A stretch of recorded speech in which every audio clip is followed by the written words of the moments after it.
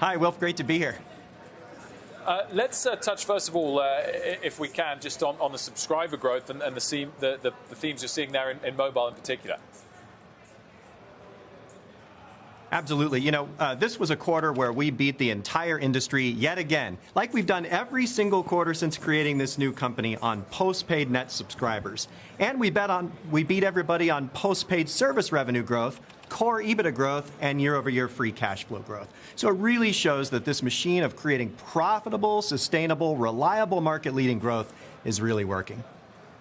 In terms of the competition you're seeing out there at the moment, I guess both just between the big three in mobile, but also the kind of threat you're starting to see from the traditional fixed players pushing into your space. Has the honeymoon period of being four main players down to three passed, and we're back into the old days of fierce competition? Well, we've always been in a competitive market, and T-Mobile likes it that way. We're the ones that created this environment of competition.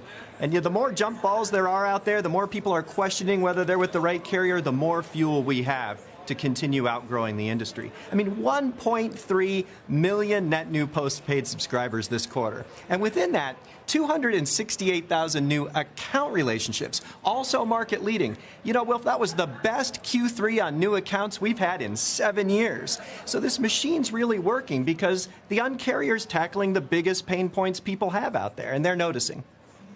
But the thing is, Mike, AT&T and Verizon also had their best wireless subscriber growth in years this quarter, which is why expectations were lowered for you. So what's going on here? All three of you are seeing these huge wireless gains. Can't be sustainable.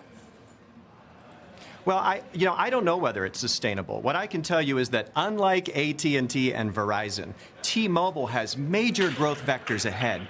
We're majorly underpenetrated in smaller markets and rural areas, which are 40% of the country.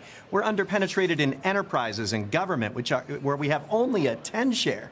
90% of them are sitting at the other guys. We're the market leader in the top 50 markets, and yet we got there without being the network leader, which we now are. So room to run there.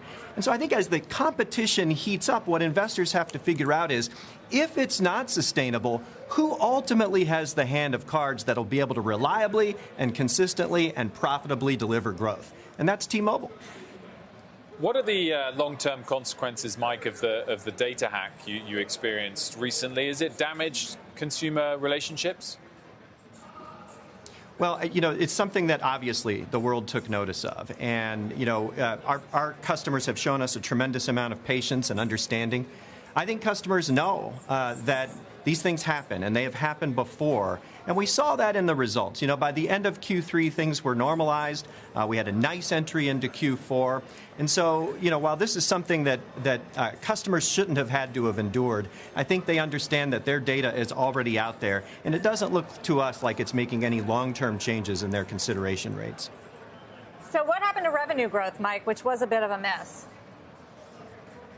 Well, that top-line revenue is really not what you want to look at. You want to look at service revenue growth, where we, on the postpaid front, we yet again beat the industry, everyone out there. And, in our industry, that service revenue number is so important because the difference is just phone sales. And as you know, phone sales, were affected by supply and other things. And it's not where we derive our profit. Overall, beating the industry on postpaid service growth and EBITDA growth and core cash flow, which shows that our model is working. And unlike the other guys, we're paying for all of these promotions as we go along. And we're doing big device deals, et cetera, for strategic reasons, to get people on 5G, where our lead is so strong. So what are you seeing from Apple right now, which is seeing shortages and took the market by surprise as we gear up for this new product release?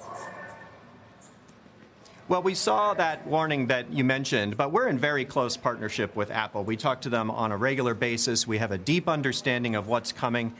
We've seen supply arrangements, to T-Mobile anyway, continue to improve. We don't see material impacts on Q4 or beyond from supply issues. There will always be things here and there. Will we get every order, every model, every color exactly like we ordered? But we don't see material effects from supply issues on handsets this quarter. Stock is down 2% despite that beat on postpaids. Mike, thank you for joining us. We'll let you get to the call. Mike Sievert, CEO of T-Mobile. All right. Thanks, Sarah.